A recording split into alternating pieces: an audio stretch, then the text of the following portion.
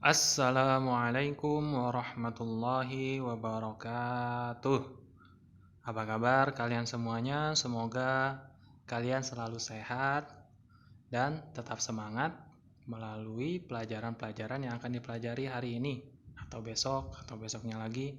Semoga kalian tetap semangat walau kita masih belajar di rumah. Oke, kembali lagi bersama Bapak Yasir tentunya dalam mata pelajaran fikih. Nah, hari ini masih sama dengan materi sebelumnya atau masih dalam bab 2, tapi kita masuk ke materi ketiga tentang ketentuan sholat dan bacaan-bacaan sholat. Nah, kalau kalian bingung, ini di halaman berapa sih di bukunya? Maka kalian bisa buka halaman 18 sampai 20. Sekitar 2 halaman lebih sedikit lah. Nah, itu kalian bisa lihat di sana. Insya Allah materi yang akan dipelajari hari ini ada di sana semua.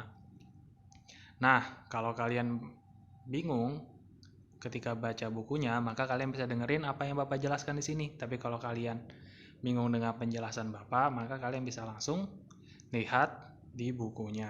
Insya Allah yang akan Bapak jelaskan ini singkat, mudah, nggak lama, dan mudah dimengerti bagi kalian semua. Oke?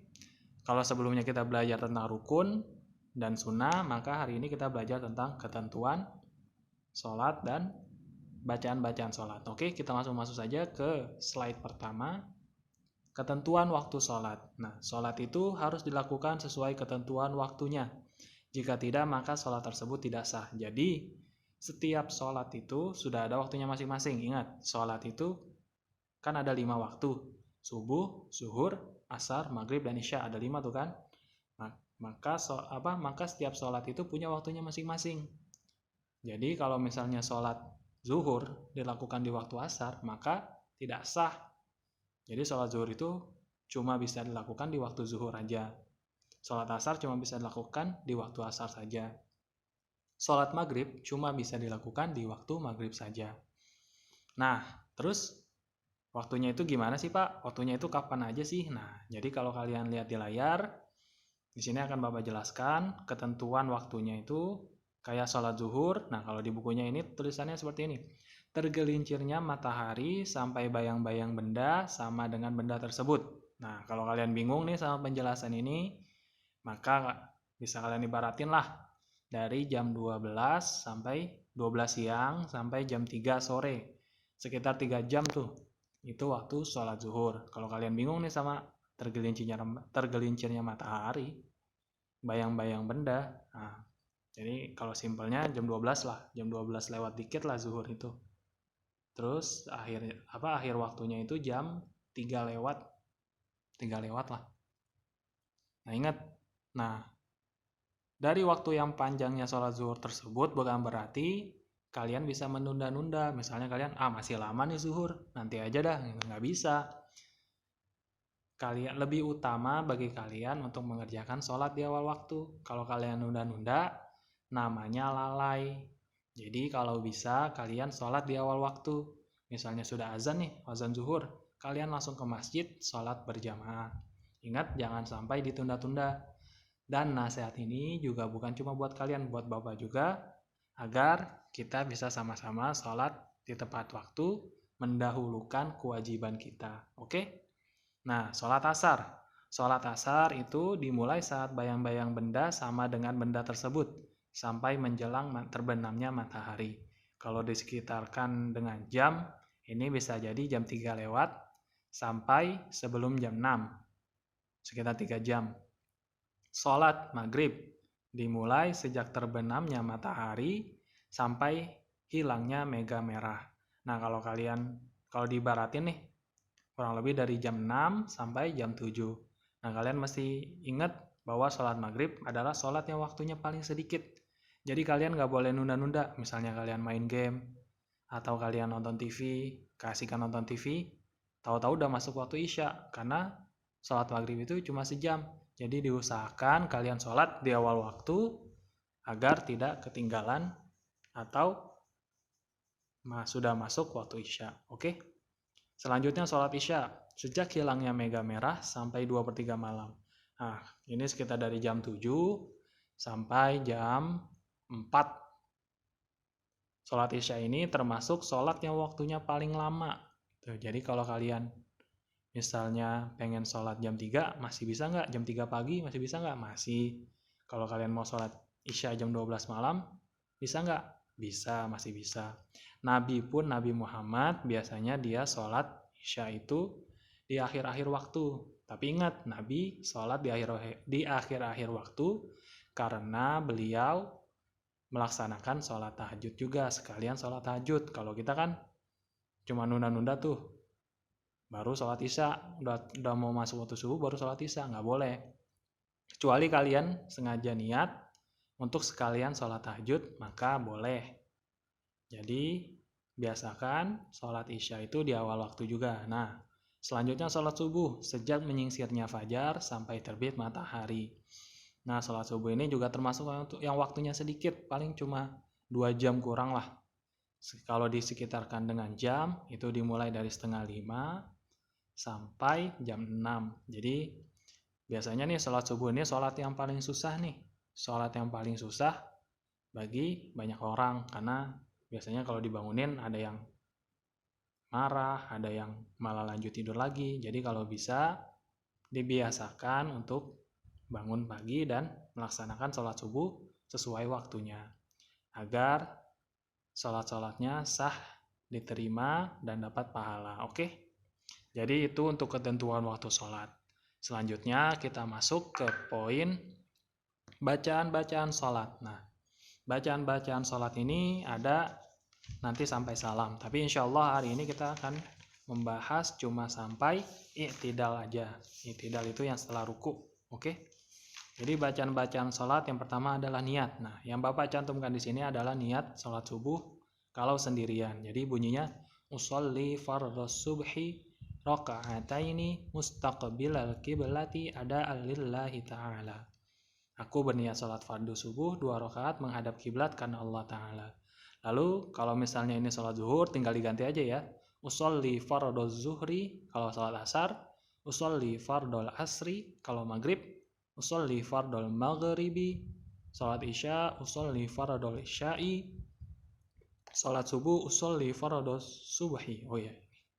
Nah, kalau kalian jadi makmum, maka ditambahin lagi tuh setelah ada am-ma'mumal lillahi ta'ala. Kalau kalian lihat kalimat terakhirnya, maka bisa ditambahin ada am-ma'mumal lillahi ta'ala.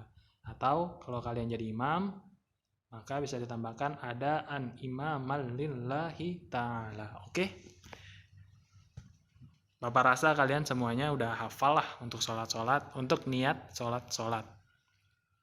Selanjutnya kita masuk, setelahnya adalah takbiratul ihram. Takbiratul ihram adalah takbir seperti biasa. Jadi setelah niat, usolli fardhu subhi, Allahu Akbar, itu namanya takbiratul ihram. Dan dilanjutkan dengan doa iftitah.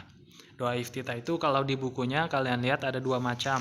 Tapi yang Bapak cantumkan di sini cuma 1 macam aja. Yang biasa, yang insya Allah Bapak hafal, yang pernah Bapak hafal, atau kalian juga kemungkinan umumnya udah pada hafal doa iftitah yang seperti ini. Jadi Allahu Akbar kabira, walhamdulillahi katsira, wa subhanallahi bukrata wasila. Inni wajjahtu wajhiya lilladzi fataras samawati wal arda hanifan musliman wa ma ana minal musyrikin. Inna salati wa nusuki wa mahyaya wa mamati lillahi rabbil alamin. La syarika lahu wa bidzalika umirtu wa ana minal muslimin. Nah, penting diperhatikan doa iftitah ini sebenarnya sunnah, jadi boleh dibaca, boleh enggak. Jadi setelah takbiratul ihram bisa langsung masuk ke surat Al-Fatihah atau bisa baca doa iftitah. Tentunya yang bagus adalah kalau dibaca karena kalian akan dapat tambahan pahala. Jadi kalau kalian lihat bukunya maka pelajari juga artinya ya. Nanti Bapak akan kasih soal tentang arti-artinya dari doa iftitah. Jadi jangan lupa kalian lihat juga dan baca artinya. Selanjutnya adalah setelah takbiratul ihram dan membaca doa iftitah, maka dilanjutkan dengan membaca surat Al-Fatihah dan surat lain. Surat Al-Fatihah insyaallah kalian sudah hafal semuanya. Jadi yang ada di layar ini adalah contoh bacaan surat Al-Fatihah. Insyaallah sama semua ya, nggak ada yang beda. Ada 7 ayat. Ayat pertama bismillah, ayat terakhir siratal ladzina an'amta 'alaihim ghairil maghdubi 'alaihim waladdallin. Oke. Surat Al-Fatihah ini wajib dibaca. Jadi semisal sholat zuhur maka wajib dibaca 4 kali. Sholat subuh wajib dibaca 2 kali di rakaat pertama dan kedua. Jangan sampai ditinggal membaca surat Al-Fatihah. Dan surat lain itu bebas. Kalian bisa baca apapun. Bisa baca surat An-Nas, Al-Falaq, Al-Ikhlas, atau yang paling pendek nih yang biasanya dibaca surat Al-Kautsar. Nggak apa-apa. Kalian baca surat-surat lain apapun. Nah, selanjutnya bacaan ruku, doa ketika ruku. Nah, bacaan ruku ini kalau di buku juga ada 2 macam, tapi di sini Bapak masukkan cuma 1. Kalian bisa pelajari yang lainnya, bisa hafal, bisa kalian hafal juga.